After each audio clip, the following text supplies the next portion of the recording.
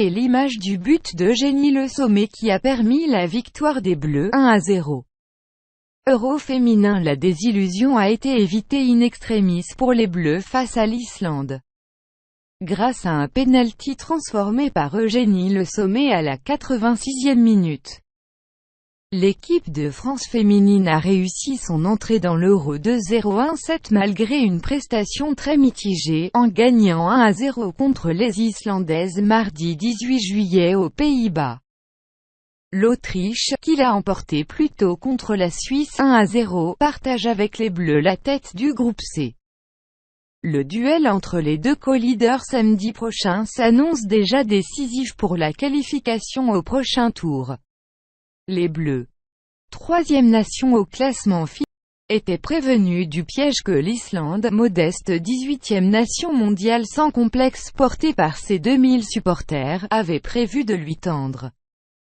Force, mentalité, défense et attitude, les quatre principes énoncés la veille par la capitaine islandaise Sara Björk Gunnarsdóttir, ont bien été au rendez-vous. Seule Amandine Henry, indispensable dans son rôle de sentinelle, a semblé au niveau dans le combat physique imposé par les Nordiques, tandis que Eugénie Le Sommer s'est retrouvée trop esselée en pointe pour faire la différence. Les coéquipières de Wendy Renard, à l'instar de leur dernier match de préparation contre la Norvège 1-1, avaient plutôt bien débuté. Mais les Françaises ont connu de nombreux passages à vide inquiétants. Et enchaîné les erreurs techniques surprenantes, qui auraient pu leur coûter cher si les Islandaises s'étaient montrées plus adroites à défaut d'être opportunistes.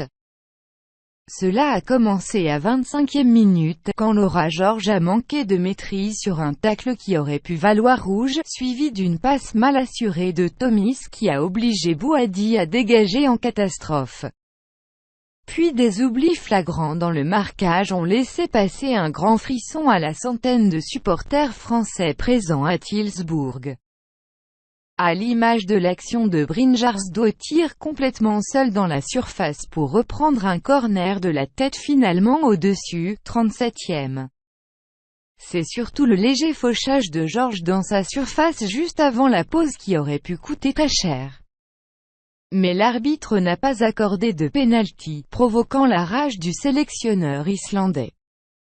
Dans la dernière demi-heure, les Bleus, avec l'entrée de Gaëtane Tiné et Marie-Laure Daly, ont réussi à se remettre les idées en place pour tenter de forcer la décision malgré sa fébrilité.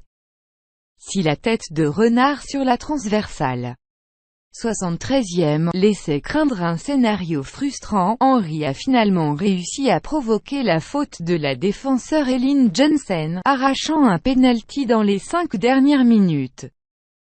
Le Sommet s'est chargé de le transformer, 86e, et de soulager ses coéquipières.